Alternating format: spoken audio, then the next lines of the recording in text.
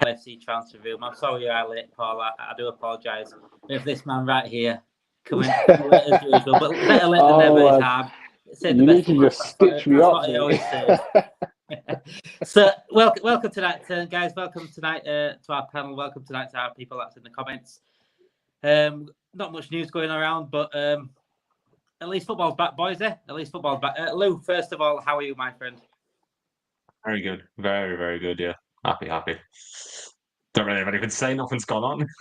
It's been boring, hasn't it? It's been boring. Ham, how are you doing? How are you doing, lad? Yeah, I'm good. So about being late. I had a hectic day today, so I've been all over the place. So sorry about that, guys. Yeah. Hey, we'll have a late winner, and being at the derby, Divock Origi loves the Divock Origi vibe. That's what you're giving right now. Nathan, how are you, my friend? I'm all right. Yeah, I had to sleep before it started. I've been knackered. I've been up since like dead early this morning. So I had to have a little sleep just to get going. That's how bored I am watching the international football. I have to have a sleep through the day. I mean, there's been Women's Champions League on last day, so even watching the highlights of that is not as good as watching the boys back on Saturday. And it is back on Saturday, 12 o'clock kickoff against Everton, Merseyside derby. Obviously, Liverpool playing at R12 on a Saturday after an international break, it becomes the norm. This is what we're seeing every single year now, and it's 14 times since Jurgen Klopp's been here. But tonight, we're not going to be talking about the Everton game straight away. We are going to cover that towards the end.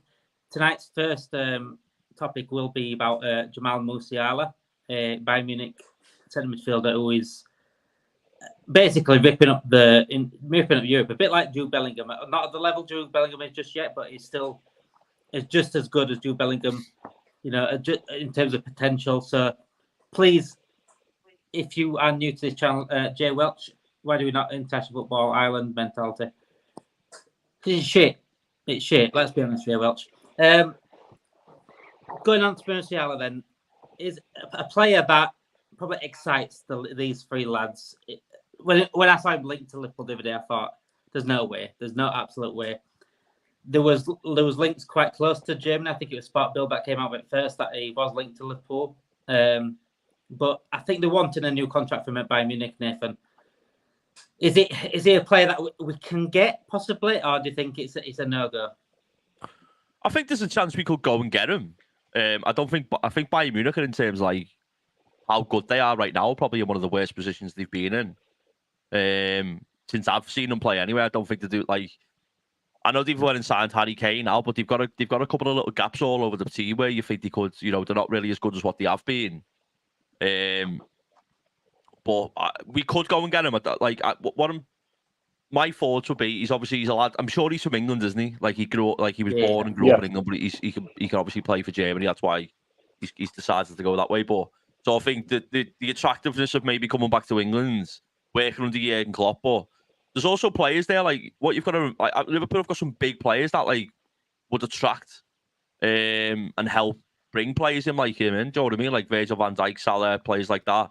You want to play with them types of players. I know they've got Harry Kane now, but I do see Liverpool as an attractive prospect for players that want to come and play. He's still young. I think he's like 20 years old. He like you commented before about the Bellingham comparison. Like that's how good he is. Like he's on that level of like that trajectory of being like that good of a player. But ultimately Liverpool are not going to get him. It's his agent putting stuff out because we all know that he's gonna he wants that extra, 10, 20 grand a week or whatever it is, and they're just putting the feelers out there now to make sure that the club know that if they don't give them what they want or realistically close to what they want, well, there's top clubs in Europe that'll happily come and pay a decent amount of money to take them. Do you know what I mean? And I think that's the case with us. We're getting used to be, the hand to get them a little bit more money. Really, that's what I'd say anyway.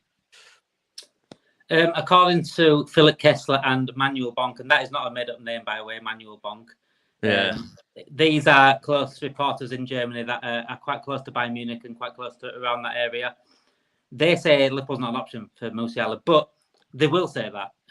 German reporters will look after their German clubs and make sure their players don't get linked elsewhere. But again, do you think Liverpool have a stronger pull than Bayern here, Lou? Do you think Liverpool have a stronger pull than Bayern? I think at the moment, no. Personally, I understand Bayern are in a bit of a mess at the moment, and we do have, you could say, a better pull in terms of we look like we have a direction that we're going in, like we look like we're going the right way. But Bayern can offer you Champions League. Like Nathan said, they've just signed Harry Kane, so him being there alone, you're going to get players who want to work with him.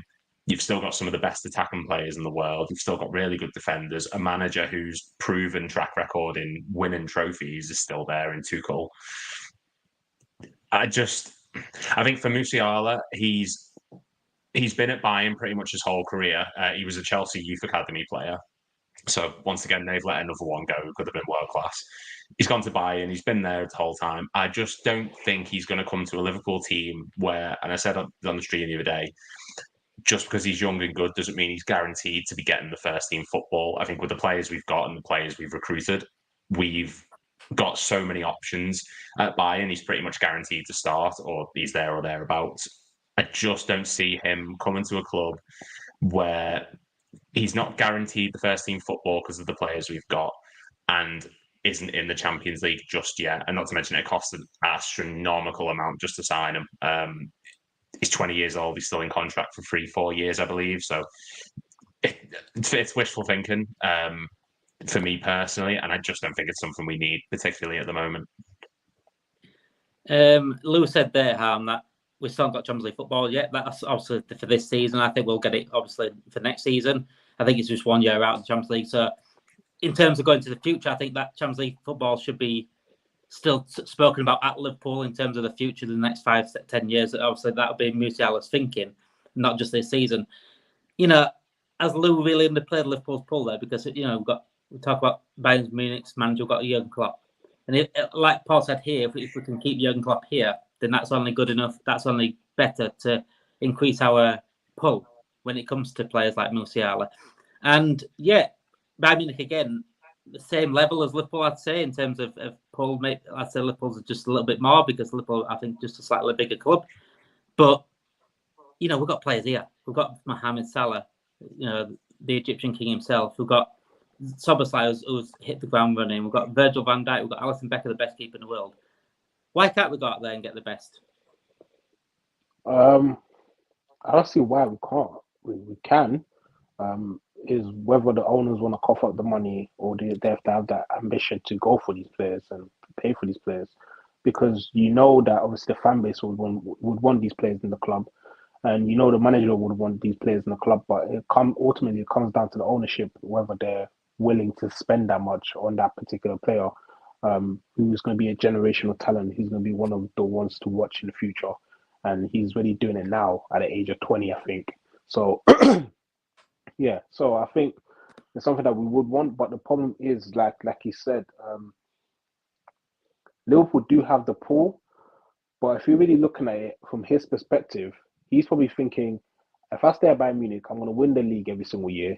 I'm going to be playing the Champions League and have an opportunity to win the Champions League at some point during the year, because Bayern Munich are going to get better. They're not going to stay the same level they are right now. They're going to get better because they're such a giant of a team that they're not going to stay at this level. You know what I mean? So they're not PSG. They're actually a good run team. You know what I'm trying to say, organization there. So they're gonna improve within the next couple summers coming up. So he sees himself there. He's a starter in the team. He really has a place in the team. He has a foundation in that team. He has he's familiar with the team, with the area, with the organization. So I don't really see a reason why he would want to move, especially coming to a Liverpool team that obviously is going to compete for the league, but when you have a team, when you're competing against a Man City and the juggernaut that they are, with their whole financial backing that they have, is always like you're fighting with one arm tied behind your back kind of thing. You know what I mean? So you're not guaranteed to win the league in this particular instance. So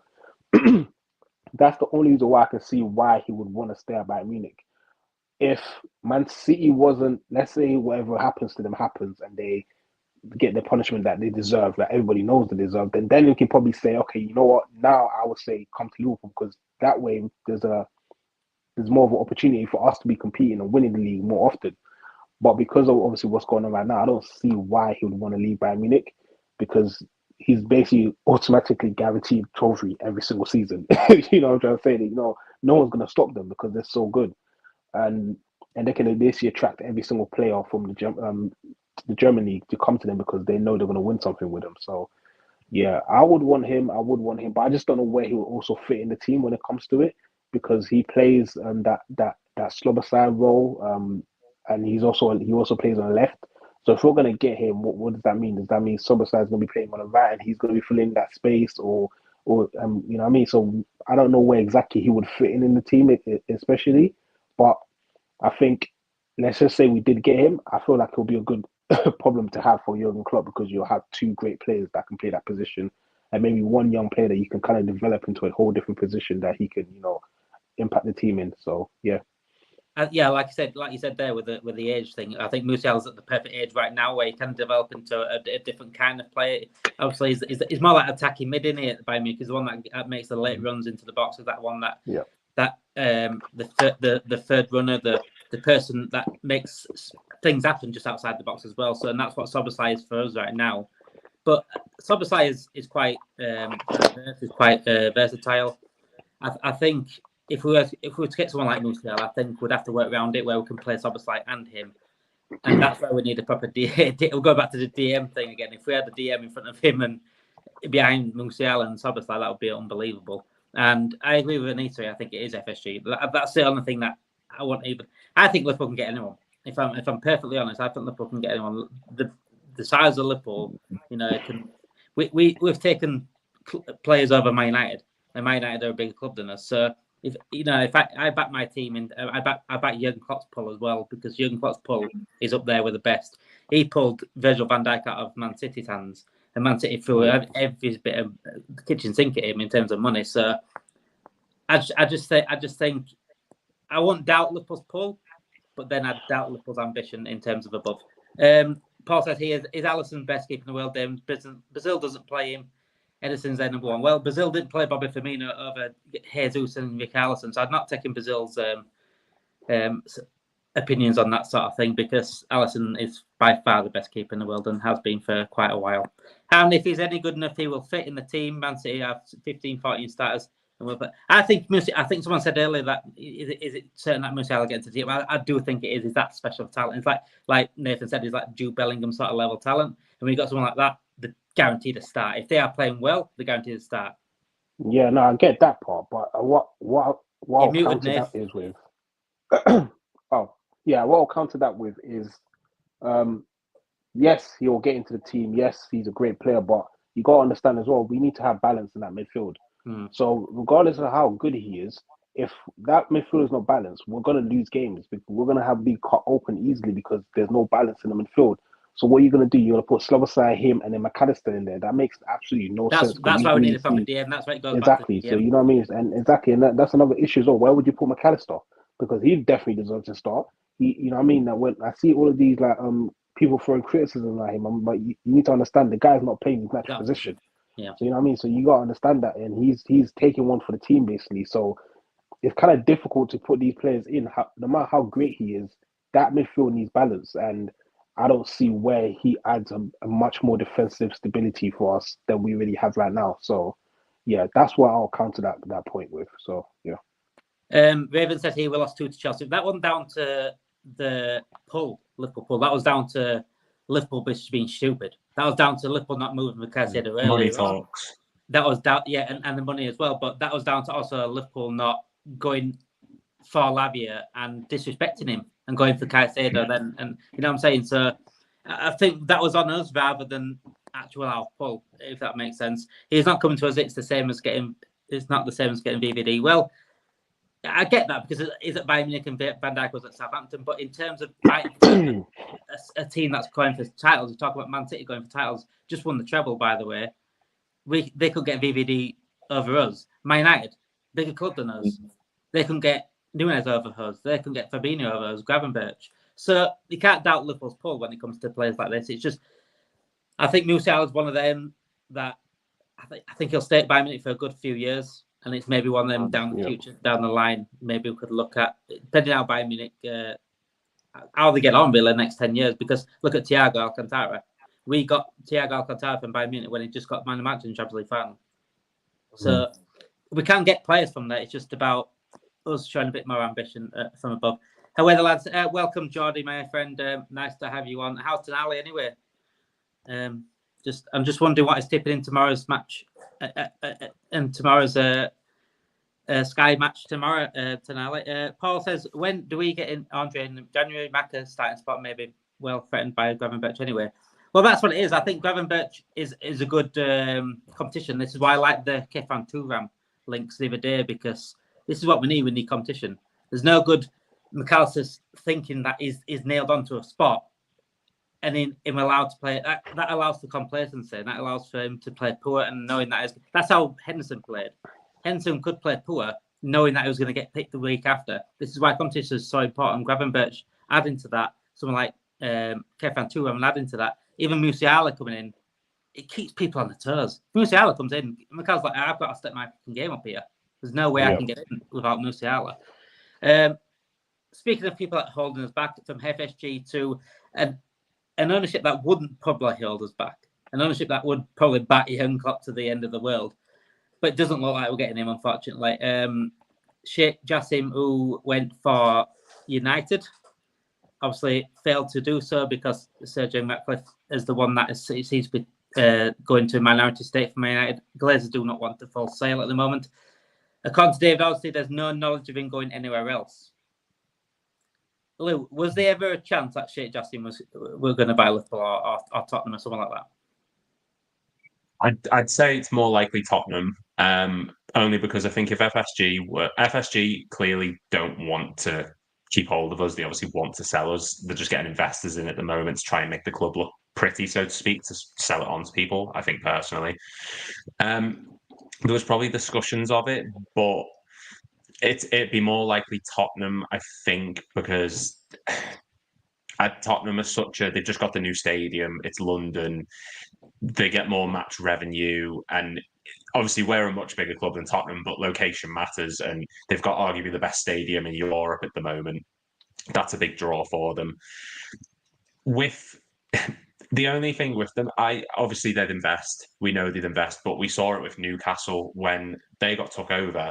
They're still restricted to what they can do, because the minute they got took over by Qatar or Saudi even, and Amanda Staveley and everyone came in, there was suddenly meetings saying, well, you can't have this sponsorship, you can't have this, bring the money into your club.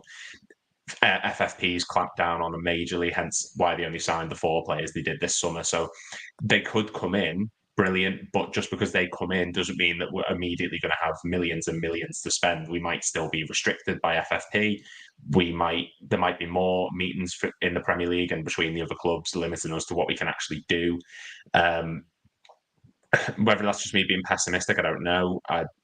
It definitely would improve us financially. Obviously, we saw what happened to City and Chelsea, and Newcastle are slowly getting there. But just because these people would come in doesn't immediately mean we're going to become the cash cows of the Premier League. We're still going to have to abide by the rules. And we still spend wisely. We spend wisely anyway. Yeah. You know, if we got someone like a Shaken and something like that, I don't think we'd go out and go 100 million here, 100 million there. I don't think we'd do that. No. I think we'd play. We'll have more risks. I think we'll take more risks. I think I'd enjoy taking more risks as well. Yeah, he'd have the backing that he actually deserves. Yeah. And Paul says here, Harmony, if Man United are worth 6 billion now, how much is Liverpool worth? 4 billion. The thing is, this Sheikh Jassim was willing to throw 8 billion at Manchester United. 8 billion. That was the amount that he got rejected. He was going to pay off all the debt. He was going to get stadium improved. He was going to improve the squad. He didn't need to do that much at Liverpool, does he? He come in, maybe add on to the stadium every now and then. Don't need a new manager. You know, he needs to add to the squad every now a bit more as well. Maybe the City needs a little bit more help and stuff. But other than that, there's not really that 8 billion there. We don't even need all that, do we? Do you think it's a no-brainer to take over Liverpool right now? Yeah, it will be a no-brainer because it'll be an easier project because the team is in a stable position apart from 1 or 2 players. The managers, we have a great manager there. The stadium doesn't really need that much vamping because it's really getting that extra touch. The only thing you'll probably need to improve improve is what's going on around the stadium. So like obviously like FSG's trying to do build shops and build thing to bring revenue around to the area, to the locals. and bring more revenues, give more jobs to the locals as well. So that's probably what he'll probably have to do. And majority of the time, he'll probably just have to worry about bringing in players, So that would be easier than, I think, taking over any other team in the Premier League. I can't think of any other team that needs less than us personally. But yeah, so it would be easier for them, but I don't see it happening. I don't see these owners selling anytime soon, personally, unless they give them a substantial amount of money, which clears off whatever debt they have, because our owners do have debt. That's the reason why they probably haven't sold the thing yet, because they're still waiting to get the money back from what they spent into the club to pay off the debt and the project that they're doing in the US as well. So that's probably one reason why they haven't sold the club yet. So unless this Shane Jassim, I don't know, I can't pronounce the name properly, but unless he comes out and gives them a substantial amount of money that can clear their debt, and they can be in a better financial situation, I don't see it happening, which is really unfortunate for us, because we just all us fans we want is just an owner that has ambition, that's willing to back the manager, because we just know if we get someone like that, we can do so much better than what we have been doing lately. So it's unfortunate, but I think he'll probably think about buying another team, which is going to be very, very unfortunate for us, because that's going to be another competition for us to have to face in the future at some point, because they're going to improve, they're going to get more players, they're going to attract more, they're going to have more money and more financial backing to get these top class players that we might not be able to, because our ownership are kind of tight a little bit. And to kind of touch on the FFP kind of thing, I think it wouldn't be a problem for us because we're not really in trouble with FFP. And I think that we bring also more than enough revenue that we can spend 200 million, and it wouldn't be a question, because the revenue that we bring in with shirt sales, with season tickets, with everything that we do is more than, you know what I mean? We make more than like 200 mil every year. We do.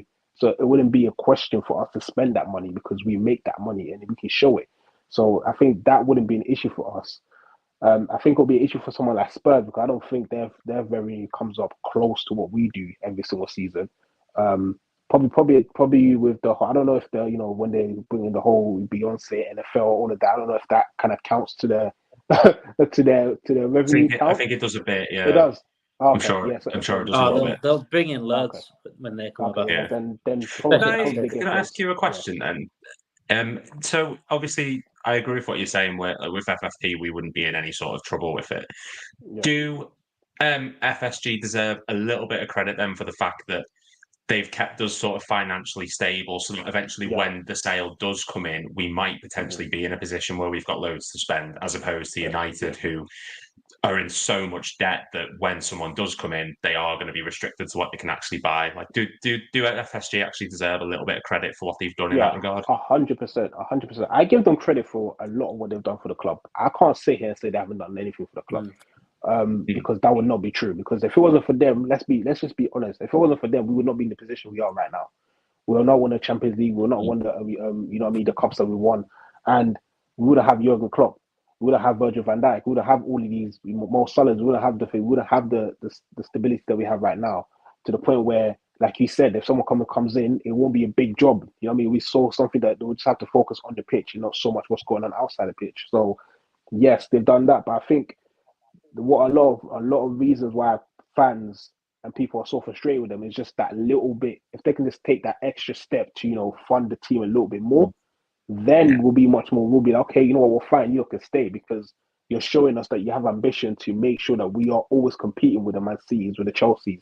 You know what I mean? And like you said yourself earlier, we're not expecting 100 million. No, we're asking you to give him enough money where we can say we need 3-4 players to cover up these positions, and you go, okay, you need that. Hey, here you go. That's it. That's what we're asking for. You know what I mean? So I think that's the only reason why it comes across like, fans don't really like FSG and they haven't done anything. It's not that. It's just that particular thing that is really hindering us to take that extra step, to be really competitive. But apart from that, you have to look at them and tip your head off them and be like, you have done an excellent job at the club.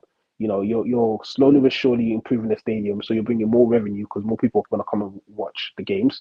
You're improving the area as well, so you're going to get more jobs and more people, more visitors, more tourists coming to the area as well, which only going to increase the value of the club and increase the revenue of what the local area is going to be making because of what you're doing. You know what I mean? So all of that in the stadium and the training ground as well. Our training ground is brilliant. Now you have opened up our old training ground. I can't remember the name of it now. Millwood, that's it. Millwood, yeah, it's for the women. Yeah, for the women's now. You know what I mean? You kind of gave them a place for them. They can focus their football as well. So they've done a lot for us. You know what I mean? So, and I think that doesn't get spoken about enough, which is a shame because we're more focused on what's going on the pitch and what's going on off the pitch. But that's how it is. I think points get lost when it comes to debates and when it comes to FSG out.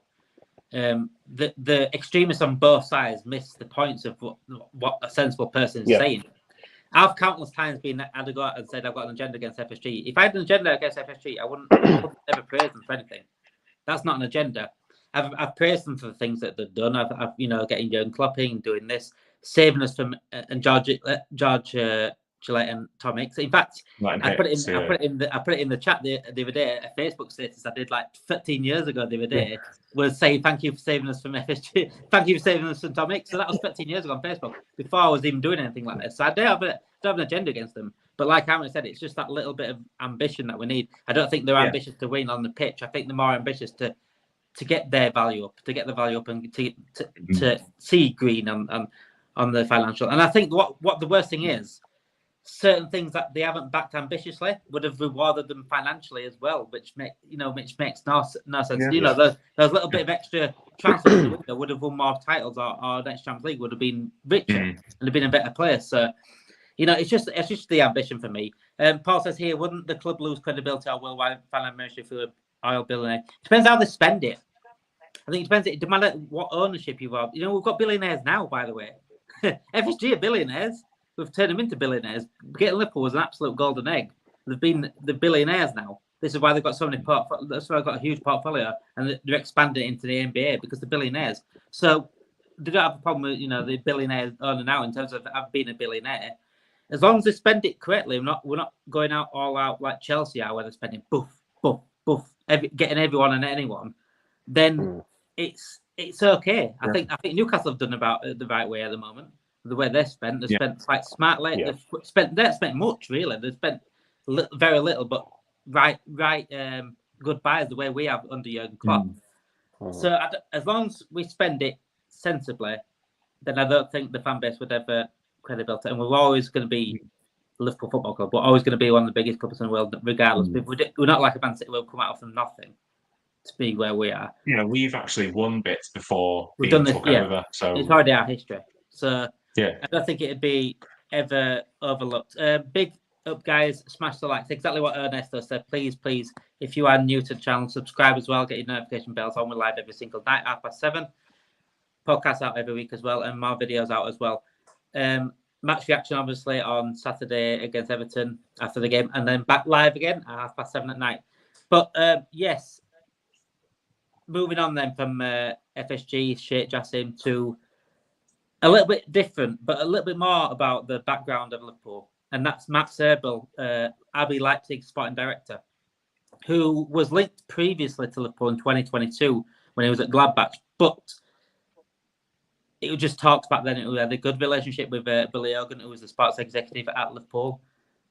And nothing's really changed since. One second, we're going to get Nathan back in. Sorry, guys, I'm just going to get him back in.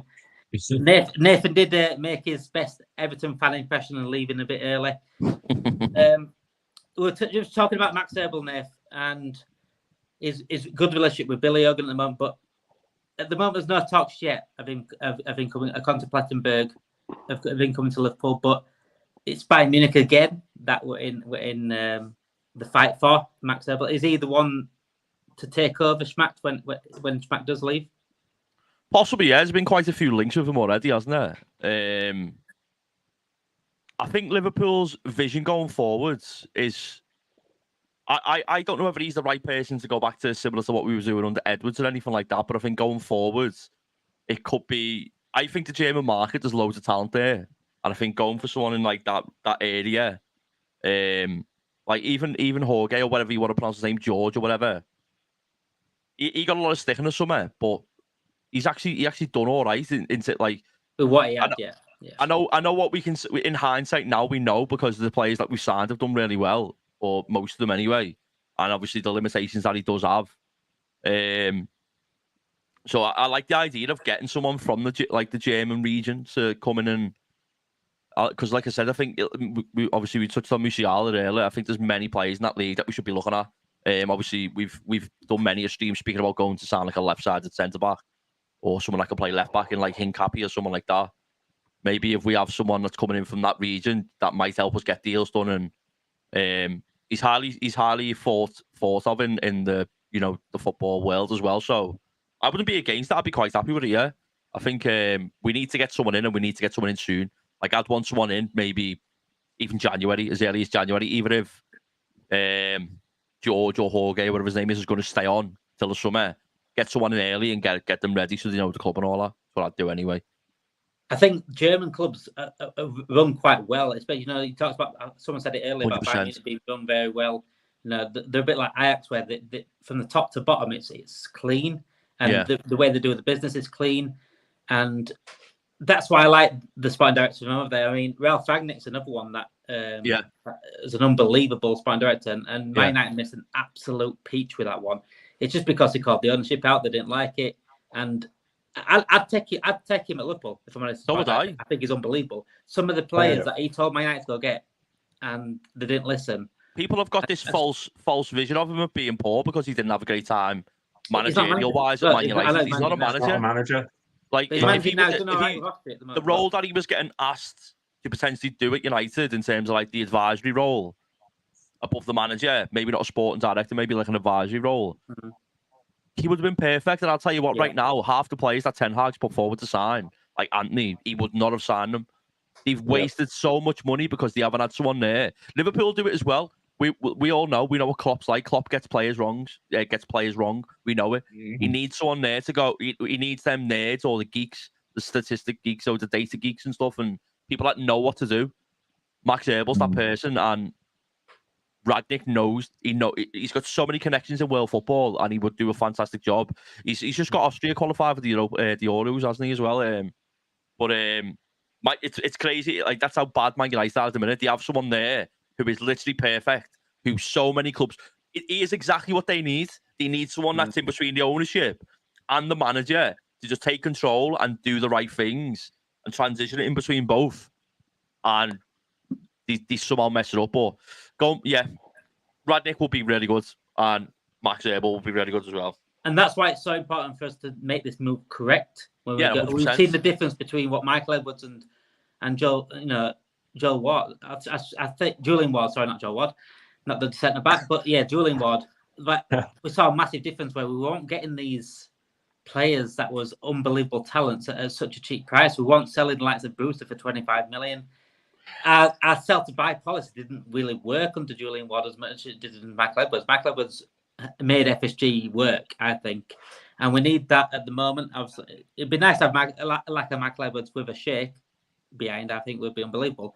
But again, there's Max Eberl, there's Paul Mitchell, there's Ralph Rangnick, there's some good sporting directors out there. You just need to get them in. Max Eberl, then Louis, you did a bit of research on Max Eberl.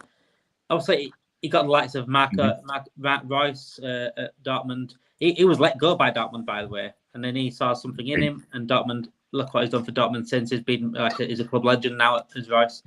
Is he another player? Is he another sport director we should definitely be looking at up there with likes of Paul Mitchell? I think so. Yeah. I mean, look, there was a comment that I just saw then saying we need to broaden our horizons. He's just another German. Klopp's got an obsession. If it works, it works. If Klopp knows who he wants, I trust Klopp 100% that that's who will work. Obviously, Schmadtke was brought in as a short-term replace, just to fill the role. I think Erbel's someone that we've probably been tracking for a while, and we just needed someone in temporarily to fill the gap. Like you say, Marco Reus was a player that he put his neck out for. Ter Stegen was another one he put his neck out for. Granit Xhaka was one. He's not quite to the Rangnick level where I identified like Mane, Firmino, Haaland, all them kind of players, but they're still good, solid players that, if we either got, fantastic. If this is who Klopp thinks is right and this is who he thinks is to take us into the long-term future, absolutely no problem with it. And I agree with what Nathan said. If United had kept Ranić, Klopp needs someone who, if he's wrong, to push back and go, no, this is who we want. This is who's better for us. Klopp wanted Brandt, and the club said Salah. We got Salah, and we know how that one went. So Klopp doesn't always get him right. I think Eberl might be the man to just sit him down and say, look, this is who's better for us. This is who we need. The only concern with it, like you said, Bayern won him. He was let go from Leipzig because they questioned his commitment, because at the time there was reports linking him to Bayern, and that's why they let him go, because they didn't think his head was with it and he wasn't fully committed. He's also friends with Uli Hoeneß. He's the former Bayern president, like really close friends with him. So the link's there. If we can beat Bayern to him, I think we'd get him. I think he'd be ideal as a long-term candidate. It's just getting over that initial hurdle of making sure that we can beat Bayern to him. That's why we need to work quick, though, as well. That's exactly why we need to get it done early. Because if you don't get him, then you go for some. You get back on the market then and look for someone else. Like, none of this. Let's get someone in May. You can't be looking at him, getting someone in at May. Last season, we were a little bit. We were too slow, weren't we? Like I said. I'm not going to take too much away from him, because I thought he done well getting Sloboslai and getting that. I know it was only, people say it's only a release clause, but there was other clubs interested. We got it done, and like there's people like we're talking about Bellingham and Musiala. Dominic Sloboslai's in that. He's in that category now as well. Like and it's not just a case of like he's not just coming into it. He's always been a really good player over the last 2 or 3 years. He's just come to the Premier League now, so it's getting highlighted more. Do you know what I mean? And we McAllister as well. I mean, would we have went for him maybe if we had someone that was not based in the German region? I don't know if we would have. Would be. I think Julian Ward got McAllister just before I left. I think he got that one. I'd like. Now you put Rangnick in my head. I want him. Yeah, I'm so surprised that people haven't gone for Rangnick.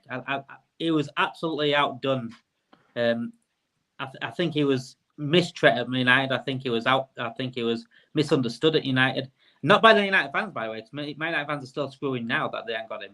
I think Rangnick would have been an absolute perfect person, especially above Klopp, when he's worked with Klopp before and knows Klopp personally. I think it'd have been a perfect one to come in the future.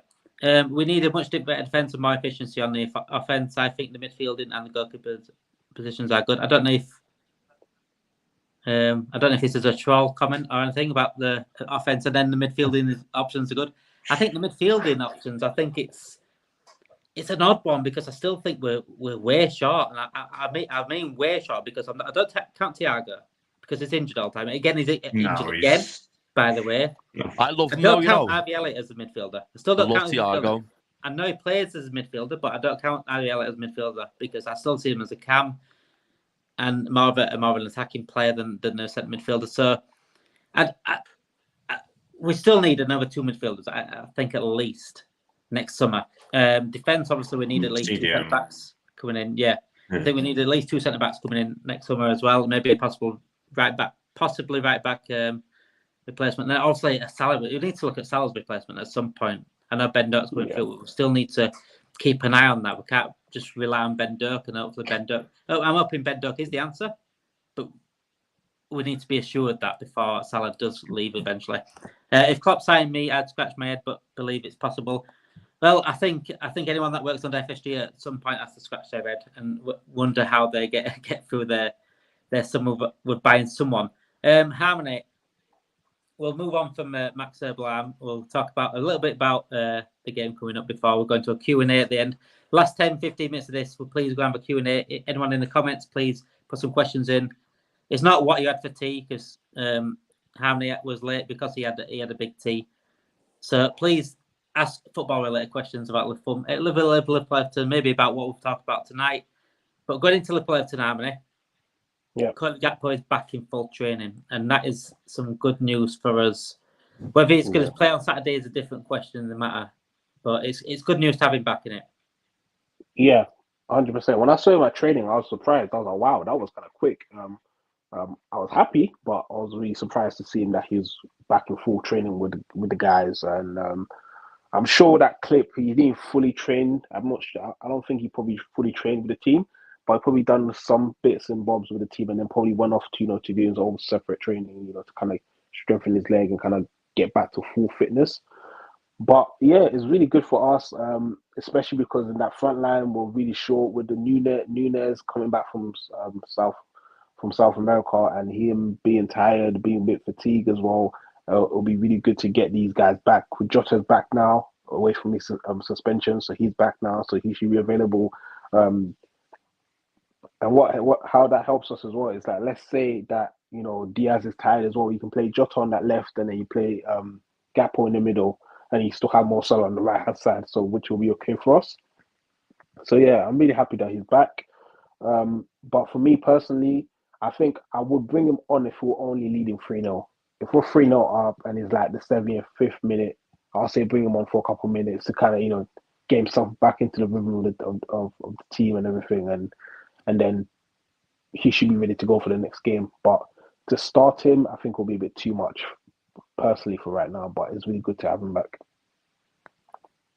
Stuart says here, Moussa Diaby is a very good, similar stats-wise, what Salah did at Roma. Yeah, Moussa Diaby is a very, very good player. He's been excellent for Villa so far since coming in. I mean, is their main attacking out threat. Obviously, it was Watkins, but I think in terms of the whole front line, I think is their main attacking out threat. And I think he's hit the ground running this season in the Premier League. So I think he would be a decent player to have a look at in terms of getting a salary replacement. Matip is our emergency DM. I mean, that's where we are at the moment. Matip is our emergency DM. Nath, regarding Gakpo, it probably is not fit enough to start. Bearing in mind, Diaz and Nunes have just come from South America, probably tired, but Diaz had I'd say, poor South American visit because he missed a penalty, a winning penalty as well. But Nunes had a very good South American visit. Is Nunes the one for you to keep that momentum going? I don't know. Like, ideally, I'd like him to be the one who starts anyway, regardless. But with the fact that supposedly he's had a bit of cramp and stuff, and then he's travelled so far and he's been to South America, I just don't know if I'd risk him. Like, for me personally, I'd probably still start Diaz. I know he's had a bad injury last season, but he's not really someone that normally gets like niggly injuries. Nunes does get. He's had probably 3 or 4 now since he signed, if not more. So I'd probably start Diaz and go with Jota down the middle, which I don't really like Jota playing down the middle. I prefer Jota coming off the bench as like an impact sub. But in terms of like just not wanting to get players to get like injured and what I think would be the best thing to do, I think that would be what I'd do. I'd even go as far as saying maybe playing, if he was available, maybe playing Jones on the left, I don't know, and then maybe someone else start Jota down the middle and giving Diaz a rest. But I'm just not that concerned about the game because it's at Anfield, even though like we keep mentioning about the 12:30 kickoff. I know Everton are going to be up for it. I just think I think we'll win convincingly, and I think we'll be all right. I think it'll be a case of, getting through the first 10 minutes and not trying to concede a goal because they're going to try and push and press us.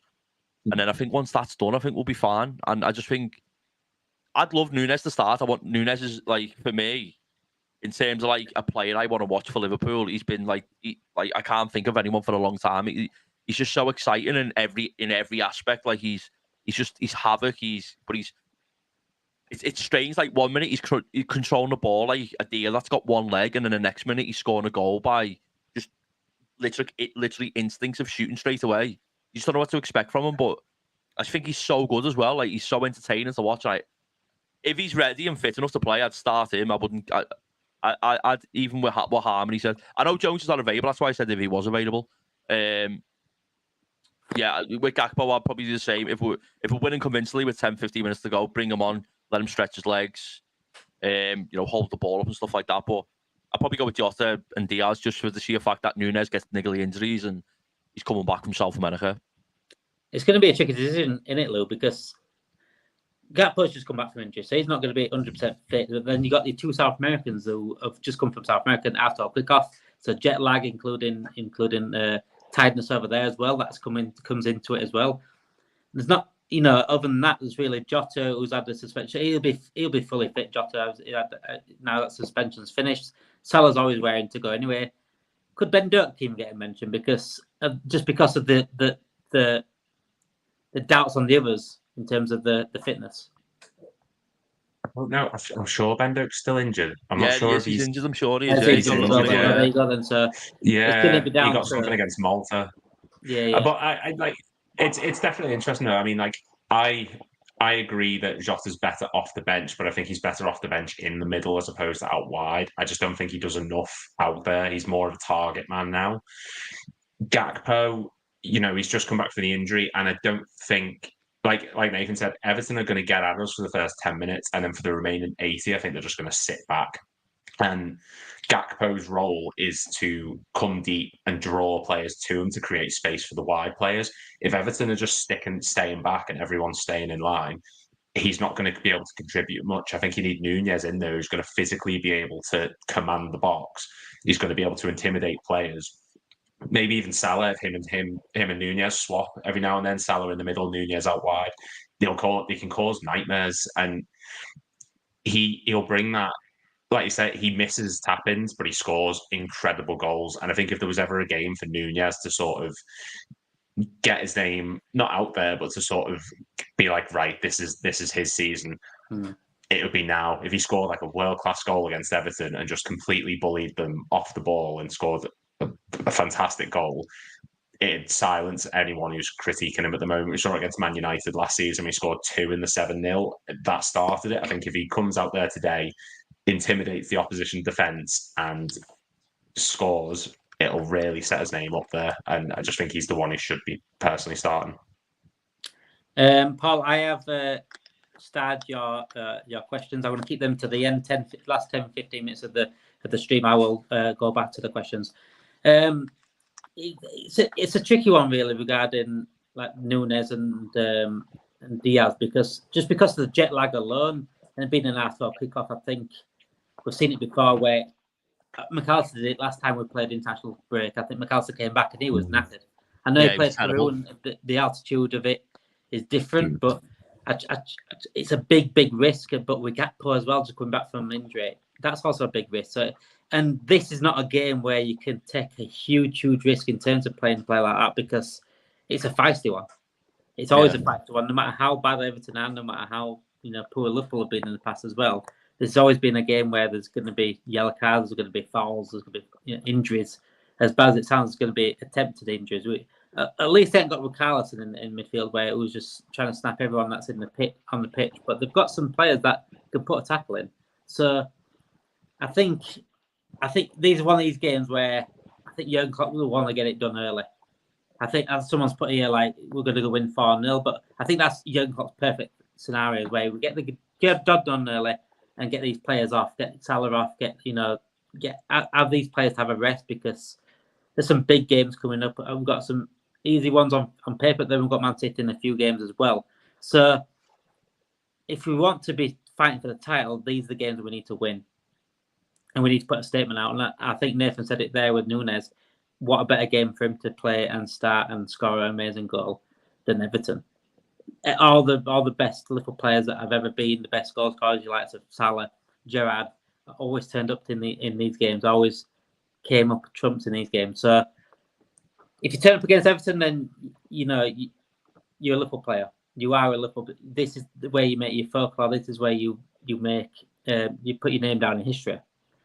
But it's going to be a tricky one for you. It's a good headache to have in terms of the options we do have, but I just think it's going to be maybe a last-minute decision for Klopp on how fit these players are when coming back from South America, and Gakpo himself.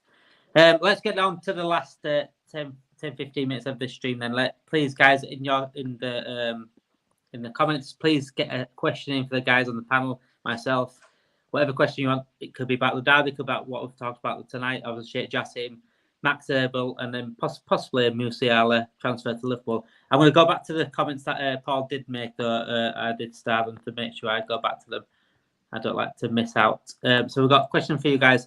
I think Curtis Jones should be moulded into a number 6. Harmony, is he wrong or not? I don't want to see that personally. He might want to see it, but I don't want to see it. Yes, he did that for the under 22s.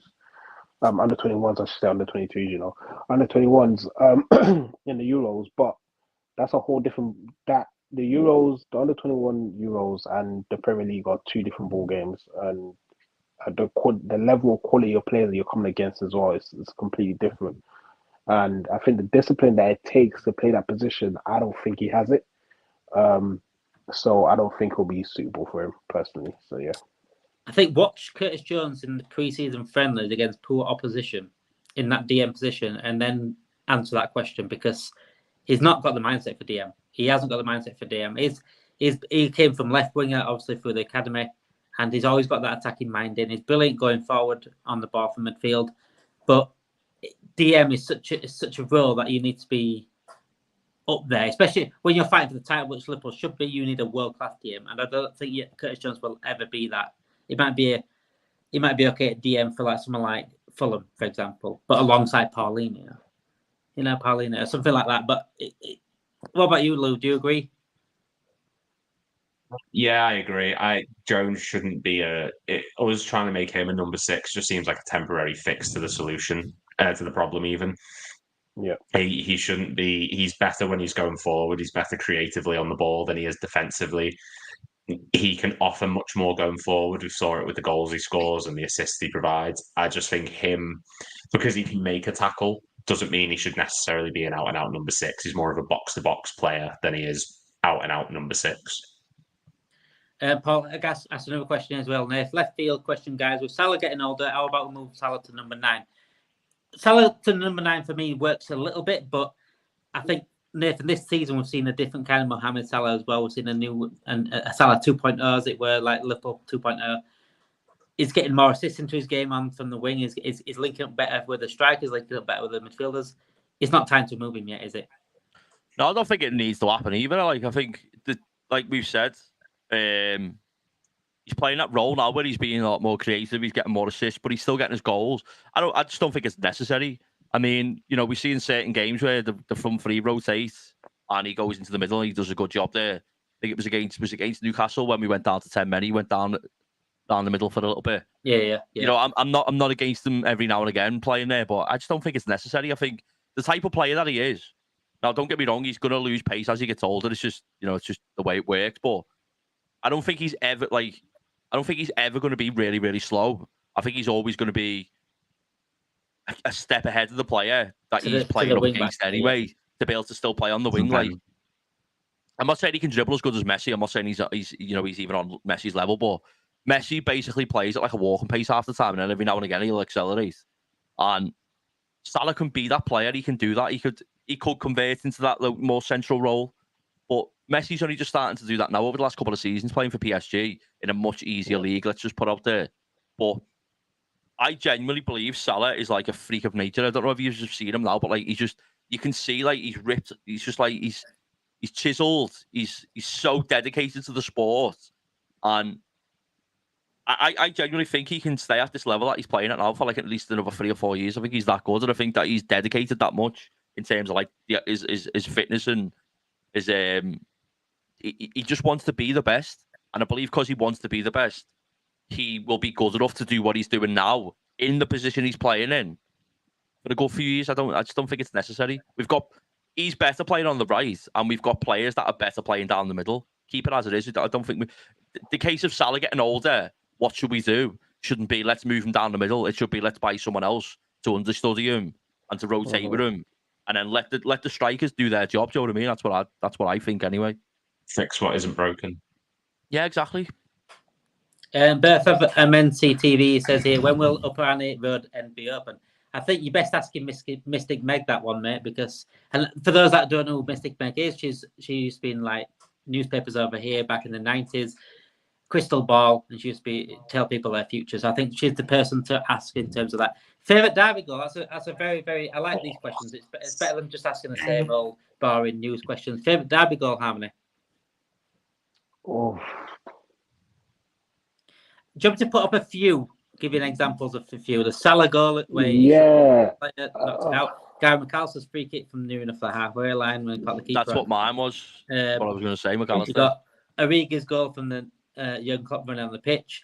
I'm thinking back to remember Suarez as well. Coutinho's goal was good as well. Coutinho had a very good goal. Suarez's goal where he ran up to Moyes and dived in front of him just for the celebration alone. And then Suarez's free kick.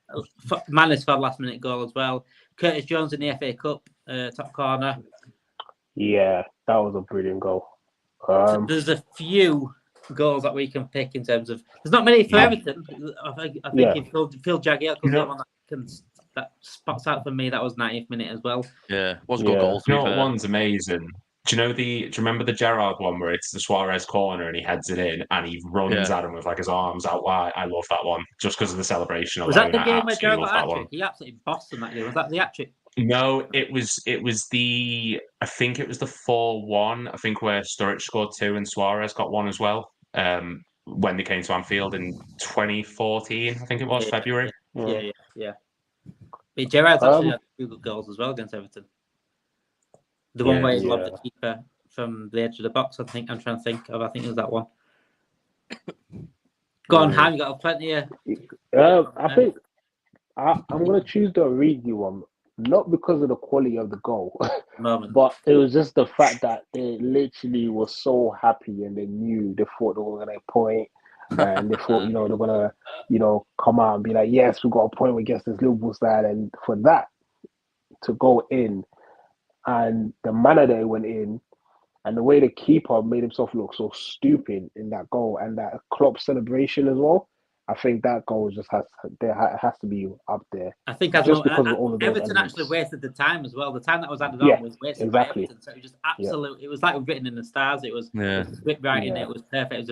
I was in the pub watching that game, and the pub erupted, and that was one of the best moments of Jurgen Klopp era I can imagine. But, not a goal, but let me just remember the Alisson part when Pickford was time wasted and Alisson. Some of these memories are better for the memes of Pickford than the actual things themselves happening. Poor exams. It's one of those games where it's just pettiness, and the pettiness. If you come on the winning side and you've got the pettiness on your side, then it's just hilarious, and it's always in your memory. Nathan McAllister, then is it? 100%. That was what I was going to say before you even mentioned it.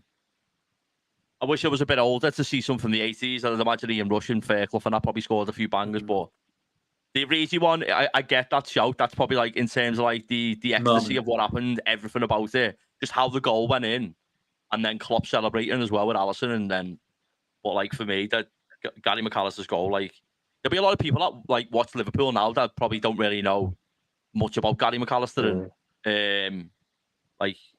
He was like the I wouldn't say like James Milner, but I mean like he had that kind of connection with the fans and stuff like that, and such a good player. And it just shows that you can sign players who are coming towards the end of the career and he can have a massive impact on and off the pitch. You know what I mean? And he's even for just that goal alone, like he's an absolute legend for me for Liverpool. Like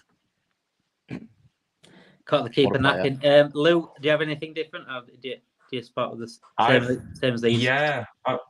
I've got John Arnorisa, the one where he's running on the left. He goes onto his right, taps it around the player one way, and he runs the other side of him and slots it in the bottom corner. I absolutely love that. John Arnorisa for me, that is a good shout. Love that goal. That is a good shout. Yeah. One of my favourites is the Coutinho one. I think it was. I don't know if it was. Was it early Was it the first year of Klopp? I'm trying to think. The Coutinho one.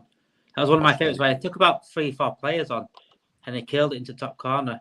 The edge of the box. I don't know if it was early Klopp, but I think it was early Klopp. I don't know if it was early Klopp or late Rodgers. I don't know if I honestly can't remember when that was. That was a sign of things to come with Coutinho. That was when he was like at his best. Yeah. That was a sign of things to come. I like the Mane one. That was a late goal as well. I think 90th minute or something. That was a decent finish. But for me, in terms of moments, I think Origi can't be topped. Gerrard scored a few good goals. Sturridge's lob, I think. Was it Origi? Was it in the cup where Origi played and he scored some good goals? The lob one that he did. Well, we played the second team. We played the second team. We beat them in the cup. Curtis Jones' goal as well. Remember that? Curtis Jones, I said that one. Yeah, the FA Cup. Yeah, the 5-2 was the one where Shaqiri scored as well. And we played the second team. We played the second team, and they played their first team. And Origi scored some good goals in that. I think he brought one down on his foot. It was a good bring down, and he chipped the keeper. Yeah, he loved the keeper. That was a good game as well. We had like second team out and we beat them. We had second team again in FA Cup when Curtis Jones got the I'm remembering. Was that not when we were in playing the Club World Cup? Or was that a different time? Yeah. No. I think it might be that season. Yeah, something like It was that. the December we won the league, because it was December when we beat them. Yeah, Yeah, because that was when we were like, oh my god, they're actually going to go on here. yeah. Yeah. Yeah, so it No, would I have been just a feel Club like- World Cup, wouldn't it? Because we won the league Yeah. that season. Yeah. We won Champions League the season before. So yeah, there's been some unbelievable goals, and this is why I'm excited for this game. There's always drama, there's always good goals in it. There's always a late drama in it. I mean, Mane, Origi, I go back to Jagielka. McAllister was a late goal as well. So it's definitely one for the neutrals, one for the Liverpool fans, one for Liverpool City itself.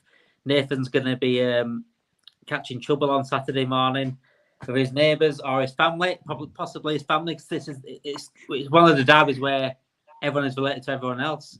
No inbreeding going on, but everyone's related to everyone else. As Everton fans and Liverpool fans, you should know that. I'm guessing you've got Everton fans in your family now. Yeah, I've got a few. Ironically, one of my brothers is actually an Arsenal fan, like born and bred Scouser, and he supports Arsenal. Like he loves them, like not like just someone who's like a glory supporter. And then I've got a cousin as well, born and bred Scouser, supports Man United. Strange, like I don't get why, but That's is what Man it is, isn't it? United. Scouser. Yeah, she's moved to Spain now, like, but she supported, like, she had a Man United shirt and everything when she was younger, like. Did she get kicked out of Liverpool then? No, she moved to Benetton. Ironically, her fella's an Everton fan as well. But yeah, it's weird. Like my dad, born and bred Scouser, Leeds fan. My brother, born and bred Scouser, Arsenal fan. Like proper, like not like glory supporters or anything. Like proper. Yeah. Whole since they were kids. I mean, my cousin's a Chelsea fan. He was a Chelsea fan before he even got money, and it made no sense. Like he was a Chelsea fan, but he was. You know, back in the day where he had the proper old Dennis Wise Chelsea shirts and things. Harmony down here, he lived near Tottenham, don't you, Ham? He lived near the ground. But yeah, exactly. There's a goal that we forgot in the chat there. Salah's Puskas goal against Everton. Yeah, I said that. Yeah. I didn't hear that. What about Harry Kilwell? Was it Kilwell? 06 from outside the box. I don't know if you remember that. Harry Kuehl. Yeah. I think I remember that one because that was like when like you see like compilations of him playing for Liverpool. That's what like the clip he showed, wasn't it? Yeah. He didn't have much to really talk about, did he? Harry It's mad though, isn't it? Because like Harry Kuehl was such like when Liverpool signed him, he's such a good player. Like one of the best left wingers in Europe. Do you know what I mean? Yeah. And he's just absolutely terrible. It's just crazy. A lot of people did that at Liverpool, didn't they? Robbie Keane came in, who was one of the best strikers. Yeah. He sort of flopped. Morientes were one of the best strikers in the world, by the way. Look at like Aladji Diouf and Aladji Diouf, fantastic World Cup. Milan Barros, top goal scored in the Euros. Both of them signed. Yeah. Like Milan Barros, I just don't remember ever seeing his face. He was constantly had his head down, running with the ball. He was a hard worker though. Milan Barros was different. Like Aladji Diouf, he's a scumbag. Milan Barros was all right, like, but he was compared to what like level he could have got to. Because of how well he'd done in the Euros, like it just didn't really happen for him, did it? I think it comes out to coaching though. We've only seen that really improvement in players like that when Jurgen Klopp's come in and Jurgen Klopp's coaching come in. I mean, there's no disrespect to Benitez, but I think Benitez tactically is one of the best coaches I've ever seen. But in terms of developing players, he didn't really develop that many players. He had to likes of Gerrard was there already. Torres came in. It was already like that anyway. I think if someone like Milan Barros had a Jurgen Klopp, for example, I think one of the best. I think it just depends what type of player they are, doesn't it? I remember seeing Gerrard and Carragher talking about Benitez and saying like, you know, if you can do what he wants you to do, it's probably similar with Mourinho at times as well. Early on in his career, like Benitez was never going to be the manager that was going to put his arm around you and say you had a good game there when you just won like 6-0 and you scored 4 goals. Yeah. He'd go over to you and say, why didn't you do this? Why didn't you do that? Do you know what I mean? That's what they all used to be like back then, developing players. Some managers from young to...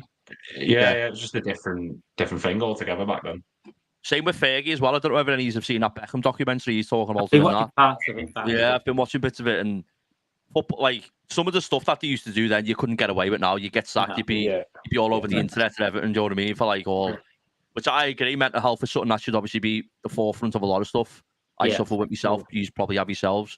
Just like another slightly different conversation, but I don't know if you've watched the overlap. But Gary Neville's been releasing like a weekly show the last couple of weeks, and he was talking about like the management of the way Sancho was being managed by like Ten Hag, and the way Ten Hag like basically outed them and stuff like that. this was 25 years ago. No one would even be talking about it. Everyone would be on the manager's Yeah. side. It'd just be nothing. Do you know what I Every mean? It's game. mad, isn't it? Every game. Yeah. I think there needs to be a balance. I think it does. Mental health needs to be put first and foremost. 100%. But then I think there needs to be a standard regarding the Ten Hag thing and Sancho. We knew that was going on. I think it should have been private. Yeah, definitely. 100%. Ten Hag might have got into a situation where, it's gone past private. Like, it's been private. Yeah. But if he needs to tell the fans the truth. If he's not training well, then the fans need to know that he's not training. Someone said a good point. I think it was Craig Mitch, and he said something like, if United won that game, he doesn't think Ten Hag would have made the comments. And if because he's lost the game, he's been annoyed. And Yeah. It just doesn't benefit the best anyone managers either. don't do that. It doesn't benefit anyone saying it. Like, it's better to be dealt with. Like I said, in terms of like the Alex Ferguson stuff and all that, because like they're quite just like the hairdryer treatments and all that. That wasn't like, he didn't come out and like out a player or anything. You just find out about it in the papers, you know what I mean? Like stuff like that happening, and then players later on in the career talking about it. But again, we've all probably got our opinions on Ten Hag. I don't think he's a great manager. I think he's done quite poorly. Man United fans keep going on about like they got top 4 and won a trophy. You got top 4 because Liverpool, Chelsea, Spurs were all terrible. You won a trophy because you got every possible easy home run that you possibly could have got, and then Newcastle capitulated in the final. If they had different owners, if they had good owners, he'd be sacked soon because of how much they will let managers get on. Like, Ollie should have been sacked about the year before he did. Do you know what I mean? They're quite happy to stick with mediocrity, and I think, it's an interesting debate in terms of like the mental health side of football and stuff. Because, again, how do you deal with certain players? You deal with it in public to try and get, like, maybe Ten Hag might have thought it might, give Jadon Sancho a little bit of a kick up the arse to push on and do a little bit better, but sometimes you just can't do that anymore. Yeah, some players either retract from that. Some players use that as a stepping board, and I'm glad it's happened to United, but I'm not happy that's happened to a person like Sancho. Not Sancho personally. I hope he's okay personally, but I just think it's just a shit show at the moment with Man United, and they are, like as Alexander said, they are too public when it comes to things, and things get leaked too easily. I think. Yeah. Starts from above, and when those standards above are like that, and the clubs run like that, then I'm not surprised it unfolds elsewhere. Thanks everyone for tuning in anyway for tonight's stream. Someone said, Lee Armstrong said, do you reckon Qatar could get Liverpool after missing out on United? We spoke about that in the stream, Lee. We agreed that there's a possibility, a chance of them doing it, but it doesn't look like anything soon. And we sort of agreed that Tottenham may be the team that they could look at next because the stadium, it's all brand new there. And so thank you. We don't need anyone else. We've got SFG. We're all going to do a whip around in the chat in a minute to buy the next player. I mean, that right there, right? That's contradiction right there. We don't need anyone else, Nathan just said. We're going to do a whip around. That sums up FSG. We don't need anyone else, but we can do a whip around. We just don't need to do a whip around, my friend. We shouldn't need to do a whip around. But we joke about it, but that's why it might have to come to in the summer if we don't get a DM. We have to do a whip around. Thank you for everyone joining in tonight. If you are new, please subscribe to the channel. If you're on the stream, if you're watching the stream after pre-recorded, please leave a like. Smash the like button. It's not even that hard to do. Just press the like button at the bottom. Helps our algorithms, and please also tune in every single night at 7:30 and get your notification bells on. So it'll let us know when we do go live every time, and when there is something new out on the podcast as well. Thank you everyone joining, and thank you for Lou, Nathan, and Harmony. Thank you. I've been Damon, and this has been LFC Chat Room. Good night, everyone.